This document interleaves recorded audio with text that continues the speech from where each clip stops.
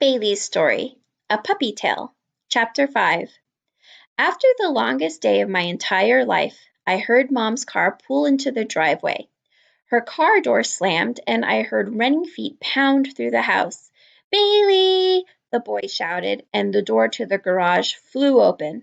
I tackled Ethan, overjoyed. He was back. He'd come to save me. We fell onto the floor of the kitchen together, but he pushed me away while I was busy licking his face and snuffling up all the unfamiliar smells on his clothing. He got to his feet again and looked into the garage. "Oh, Bailey," he said, sounding sad. Why on earth was he sad when we were finally together again? It was so exciting. I tore past him and skittered into the house. Leaping over the furniture, I spotted Smokey and chased him up the stairs, barking when he dove under Mom and Dad's bed. I dashed back down the stairs to Ethan again, my tail beating the air. Mom was standing next to Ethan now, and they were both looking through the door into the garage. "Bailey, quiet down," Mom called sternly. "Bad dog, Bailey," the boy said crossly. I was astounded. Bad dog? Me?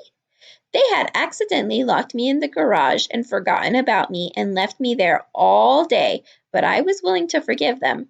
Why were they scowling like that and shaking their fingers at me?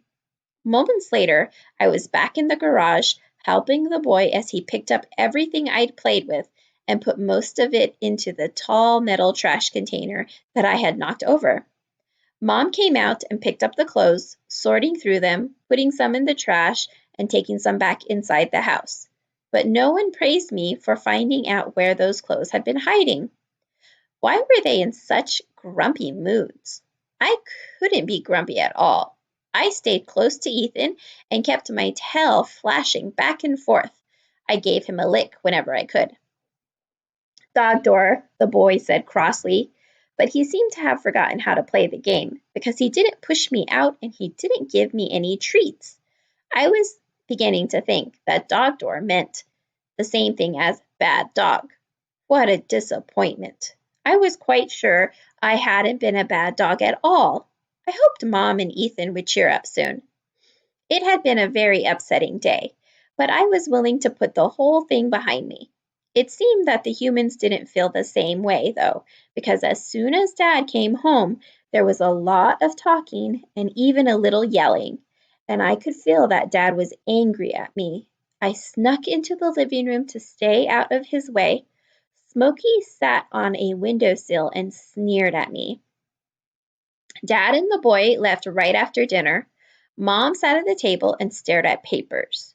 She didn't move even when I came up to her and put a nice wet ball right on her lap, inviting her to play. "Oh, yuck, Bailey," she said.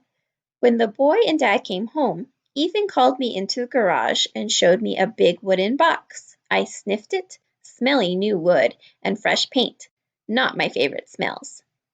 It seemed that Ethan had come up with a new trick to show me. "Doghouse," he called, and he climbed inside the house. Of course, I climbed in right after him.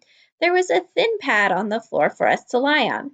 The space was hot and tight with the two of us in there, but I didn't really mind. I'd been apart from my boy so long, it was good to be close to him now. I licked his hair. "Doghouse, Bailey, this is your doghouse," he said.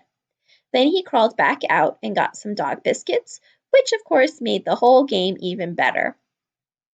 Doghouse apparently meant crawl into the doghouse with Ethan and eat a biscuit. We practiced dog door too, properly this time, with Ethan pushing on my rear end until I went through the door and handing me a biscuit afterward. While he did all this, Dad moved around the garage, putting things up on high shelves and tying a rope over the top of the big metal container. When the boy got tired of tricks, we went inside and wrestled for a while. "Time for bed," Mom said. "Oh, Mom, please, can I stay up?" "We both have school tomorrow, Ethan. Time for you to say goodnight to Bailey." Mom and Dad and Ethan were always making words like this at each other, and I rarely paid attention too much. This time, I did lift up my head when I heard my name. All of a sudden, the boy seemed sad. His shoulders slumped. "Okay, Bailey," he said, but there was no happiness in his voice. I looked up at him and tilted my head, puzzled. "Time for bed." I trotted over to the foot of the stairs, but for some reason, Ethan walked over to the garage door. Maybe he wanted to play doghouse once more before we settled down. That was okay with me as long as there'd be a biscuit involved. Once I followed Ethan out into the garage, I figured I'd been right. "Doghouse," he said, but his voice was glum. I walked over to the doghouse and then paused and looked back at Ethan. Wasn't he getting in with me? Had he forgotten how to play? Ethan actually walked back inside the house and shut the door on me again. I barked, trying to get his attention, trying to make him see he'd made another mistake. Or was it a mistake?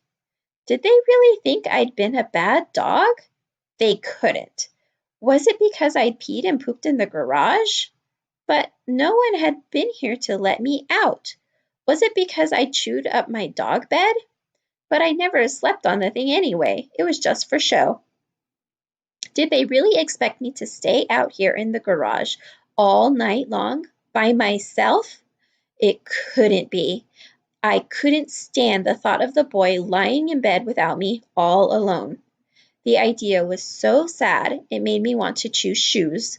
I began to whimper, softly at first, and then louder and louder. Surely someone in the family would hear me. They'd understand that I needed to be with my boy. A long time went by. No one came. My cries grew louder. After forever, the door to the house eased open a crack. "Bailey," the boy whispered. "Shh, Bailey, it's okay." I almost barked with relief, but I got the sense from Ethan that I shouldn't. I kept quiet, but I nuzzled and licked his knees and legs frantically as he slipped through the door carrying a blanket and a pillow. "Okay, doghouse, he told me in a low voice, and we were playing the right way now because he crawled in too. I crammed in after him. I didn't even care that he didn't have a biscuit. Ethan wiggled around until he had half the blanket underneath him and half over his legs. It was certainly snug in there. The boy's feet stuck out the door, and my back legs did too. I didn't care. It meant I was closer to my boy. With a sigh, I put my head on his chest. He stroked my ears. "Good dog, Bailey," he murmured. So that strange and bewildering day had a nice ending after all. I closed my eyes, and the boy and I went to sleep together. A little while later, I was woken up by a quiet clicking coming from the door to the house. It was the sound of the latch opening. I opened my eyes and peered out of the doghouse to see Mom and Dad standing in the rectangle of light that led into the kitchen. I wagged my tail softly a few times to greet them, but I didn't move my head. I didn't want to wake up the boy. Finally, Dad came out. Gently, he tugged Ethan and the blanket out of the doghouse. Naturally, I came too. Ethan stirred a little and then slumped back into sleep as his father picked him up. Mom gestured to me. "Shh, Bailey," she whispered. Dad carried Ethan up to bed, and Mom and I followed. No one tried to stop me as I hopped right up on the bed with Ethan. I settled down with Ethan's chest for a pillow. Without opening his eyes, he put a sleepy arm around me.